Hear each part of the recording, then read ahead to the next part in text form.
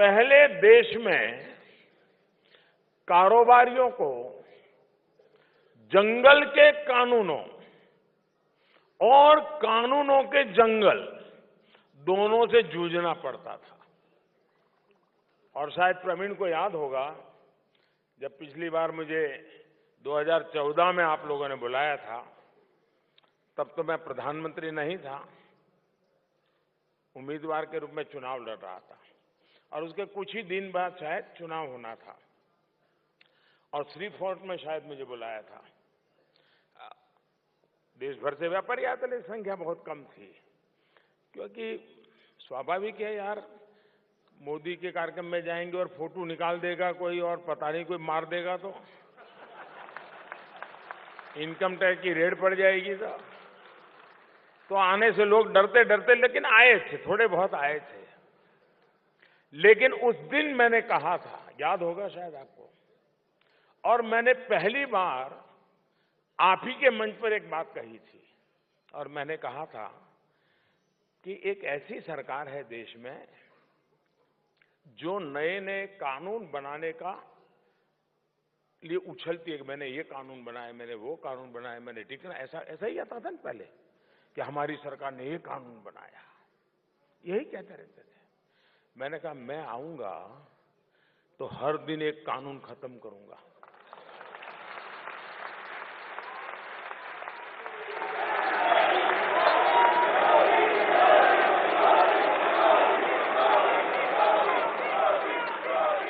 अच्छा, सामान्य रूप से ये जो हमारी बिरादरी है,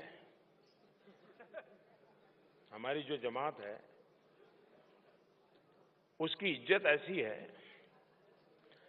कि चुनाव में हम जो बोलते हैं, हमारी बिरादरी बोलती है, वो चाहती है कि लोग जल्दी से जल्दी भूल जाएं। लेकिन मैं अपवाद हूं, मैं जो बोला था खुद आकर के याद करा रहा हूं।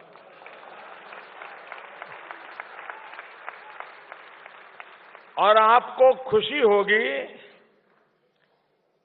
5 साल में 1500 कानून खत्म किए, 1500।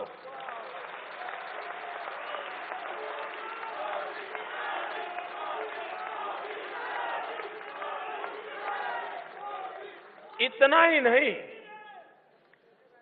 हम जैसे ईज ऑफ डूइंग बिजनेस पर आज दुनिया में भारत का नाम रोशन हुआ है, लेकिन मेरा मकसद ईज ऑफ लिविंग का है।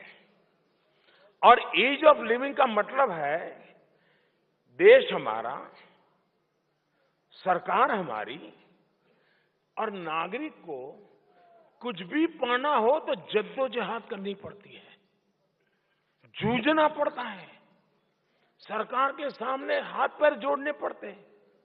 ये क्या लोकतंत्र है क्या? देश आपका, सरकार आपकी, और आपको ऐसे जीना पड़े, ये मुझे खटकता है जी।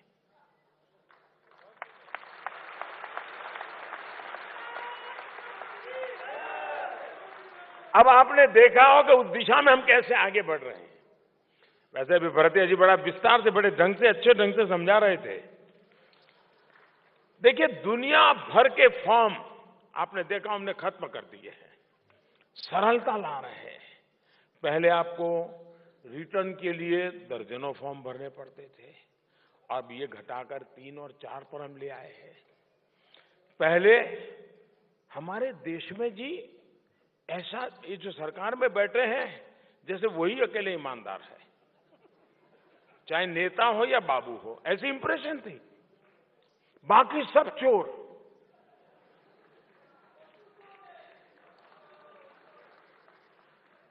देश ऐसे नहीं चलता है जी। लेकिन ये चोरों का खेल इसलिए रहता है कि इतना स्प्रेड हो जाए ताकि खुद बच जाए। आप मुझे बताइए, किसी बच्चे को स्कूल कॉलेज में एडमिशन लेना है और उसके सर्टिफिकेट को सर्टिफाई करना पड़ता है, तो वो किसी नेता के घर के बाहर बेचारा सुबह 7 बजे कतार में बैठ जाता है, किसी डिस्ट्रिक्ट लेवल के अफसर के यहाँ बैठ जाता है, साहब जरा थप्पा मार दीजिए ना। साहब का तो मुंह देखने को मिलता नहीं, क्यों बैठता है, उसका साथीदार वो बाद में वो भी 2-5 रुपया तो मार ही लेता है।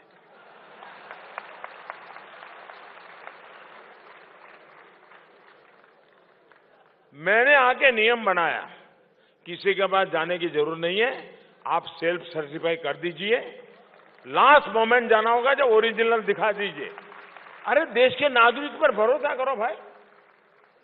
अपने यहां भी आपके व्यापारियों के लिए भी मैंने सेल्फ सर्टिफिकेशन को मंजूर कर दिया है जी।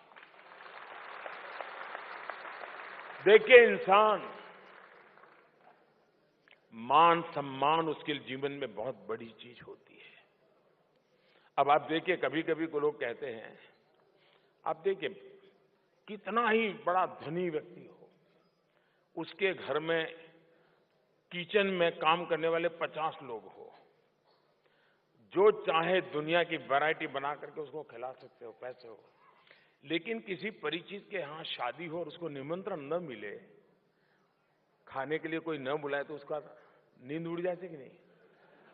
उसके घर में खाना नहीं है, ऐसा नहीं है, सवाल इज्जत का होता है।